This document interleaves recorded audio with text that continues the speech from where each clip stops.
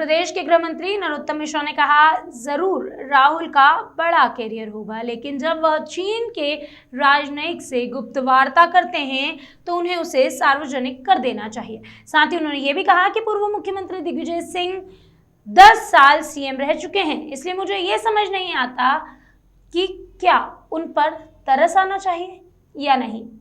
साथ ही नरोत्तम मिश्रा ने कहा कि हमारी सरकार छोटे जिलों में भी पुलिस के लिए अत्याधुनिक मकान बनाने की प्लानिंग कर रही है और साथ ही जिस भी मरीज की कोरोना रिपोर्ट पॉजिटिव आई हो और उसे अस्पताल में भर्ती होने में दिक्कत हुई हो, उसके लिए मैं क्षमा प्रार्थी हूं और आपको विश्वास दिलाता हूं कि हमारी गलतियों में ज़रूर सुधार किया जाएगा।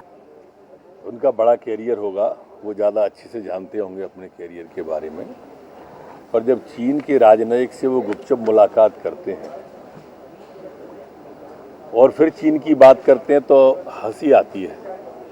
वो बड़े नेता हैं, देश की सुरक्षा से जुड़े मसलों को सार्वजनिक करने के लिए उनका खून कभी नहीं खोलता है क्या?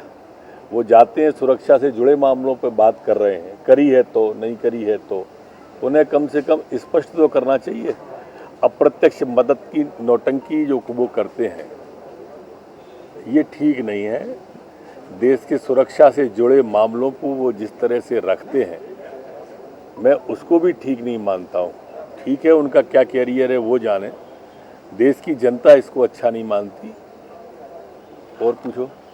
दिग्विजय सिंह ने कहा है कि साहब ये जो पुलिस के अंदर हम अत्याधुनिक मकान की शुरुआत अब छोटे जिलों से भी करने वाले हैं, पर हमारी कोशिश है कि हम अधिक से अधिक हमारे जो कांस्टेबल हैं उन भाइयों को मकान में बड़ी दिक्कत आती है, बस्तियों में रहते हैं और ये परिवार को कम समय दे पाते हैं।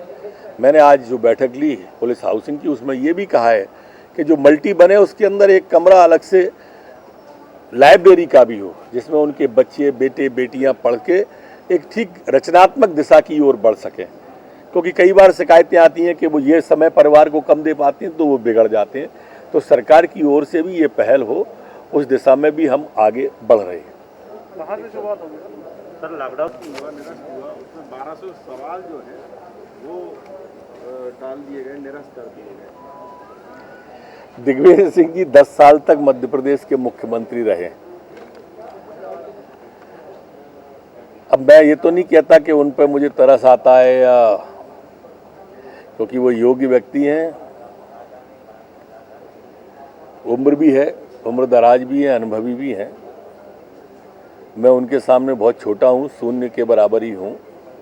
पर इतना जहाँ तक मेरी बुद्धि है छोटी सी, उसमें ये आता है कि जो सत्र निरस्त होता है उसकी पूरी प्रक्रिया निरस्त हो जाती है, उसके सारे प्रश्न निरस्त हो जाते हैं। ध्यानाकर्षण, शून्यकाल, स्थगन जो भी होता है उस सत्र का सभी निरस्त हो जाता है। जब सब निरस्त हो जाता है तो ये कैसी प्रतिक्रिया है उनकी? कभी अंतर्मुखी होकर भी सोचना चाहिए।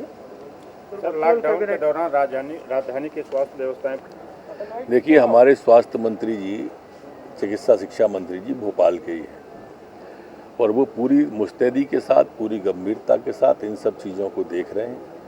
कोई स्वास्थ्य व्यवस्था नहीं चरमराई है। हमारे पास अभी भी बेड एक्स्ट्रा है।